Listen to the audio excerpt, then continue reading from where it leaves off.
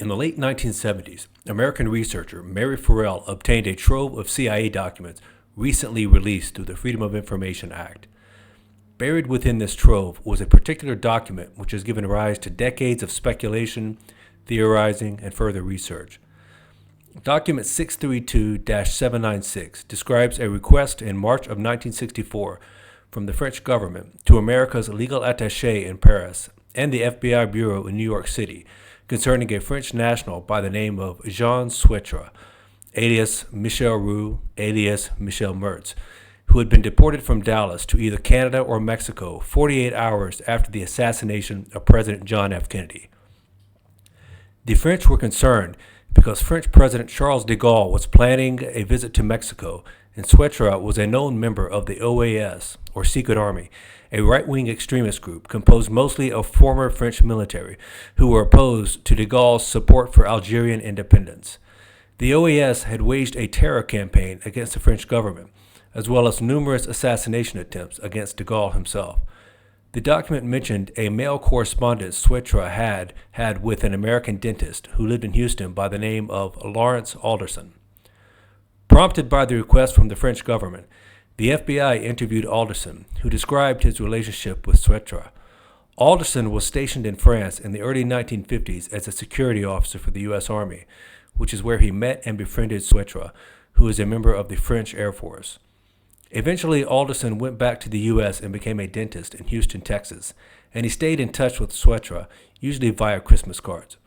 Souetre later deserted the French Air Force and joined the OAS. So who was Jean Souetre? Born in 1930 in the Gironde region of southwest France, he became a career soldier in the French Air Force. He served in the Algerian War in the late 1950s, and as mentioned previously, deserted the Air Force and joined the OAS in 1961. He was arrested and sent to an OAS detention camp that same year, from which he escaped. In 1963, he appeared in Lisbon, Portugal, where, according to a CIA document, he made contact with the CIA in May of that year, attempting to enlist the support of the U.S. government in his anti-de Gaulle campaign. His request was denied. This is significant in that it shows an awareness by the U.S. government of Jean Souetre or someone using that name prior to the 1964 French request for information on Souetre and his whereabouts on November 22, 1963. Document 632-796 indicates that Jean Souetre had two possible aliases, Michel Roux and Michel Mertz. This has led to a great deal of confusion, as these are the names of two very real people, one of whom was provably in Dallas on November 22, 1963. In 1963, Michel Roux was a young ex-military man in his 20s, living in Paris, France, and working as a hotel clerk. A visiting American businessman named Leon Gatchman stayed in Roux's hotel in October of 1963, and Roux, who spoke English fluently, served as his tour guide for the city. Roux wanted to open a hotel or restaurant in the U.S., and Gatchman invited him to come visit him in Texas, which Roux did, staying with Gatchman in Fort Worth from November 21st to November 23rd or 24th. He was eating at a cafe with Gatchman's son when they learned of the assassination, and he left for Paris a few days later. The second alias listed for Jean Souetre was Michel Mertz, who was also a real person and something of a nemesis of Jean Souetre. Born in 1920, he joined the German forces after the fall of France in World War II, but soon went AWOL and joined the resistance. After the war, he was supposedly decorated by de Gaulle himself for his service to the Republic. He joined the French Security Service, SDECE, or STEC for short, but after marrying the daughter of a brothel owner, he became immersed in the criminal underworld and went into business as a heroin trafficker. In 1961, his government came calling again, assigning him the task of joining STEC's operation to infiltrate and neutralize the OAS. The newly formed OAS were wreaking havoc and threatening to topple the French government, so this was a matter of extreme urgency. He went to Algeria, posing as an OAS member, and managed to get himself arrested and sent to an OAS detention camp, prison break style, where he gained valuable intelligence from other OAS members that was used to thwart an attempt on de Gaulle's life. It was here that Mertz and Souetre likely crossed paths, Souetre being a legitimate OAS prisoner, and Mertz, unbeknownst to Souetre at the time, an infiltrator from the French security services. Undoubtedly having earned a great deal of leeway from the French authorities, he returned to drug trafficking and became extremely wealthy. He was charged with drug smuggling in 1971, but served less than 1 year of a 5-year sentence. He died in 1995.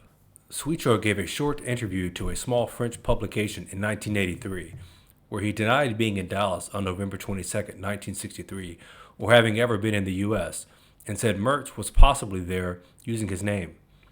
In 1999, he gave a lengthier interview to a French researcher named Monique Lajournade, where he reiterated his previous claims and went into greater detail about his views on Mertz and Mertz's possible presence in Dallas.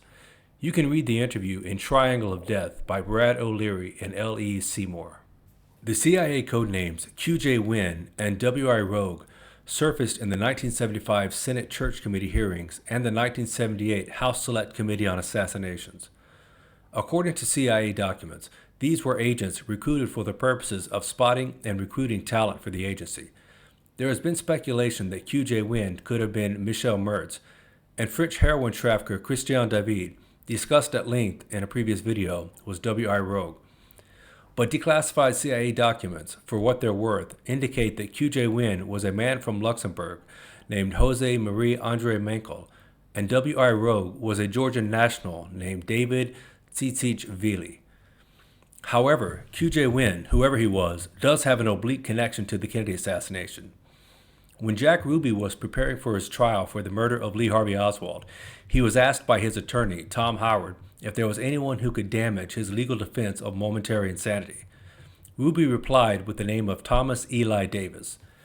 Davis was a Texan who had been involved in gun running and other nefarious activities with Ruby. He had also been involved with anti-Castro Cubans in early 1963, and in the summer of 1963, he was in New Orleans at the same time as Oswald. At the time of the Kennedy assassination, he was in North Africa, allegedly trying to set up a weapons deal with the OAS. He was arrested by authorities in Tangier, Morocco, because of a letter in his handwriting that mentioned Oswald and the assassination of Kennedy. According to the book Crossfire by Jim Marrs, Davis admitted to journalist George Carter that he used the name of Oswald while in North Africa. And according to author Seth Cantor in Who Was Jack Ruby, Davis was released from jail in Tangier due to the intervention of QJ Win.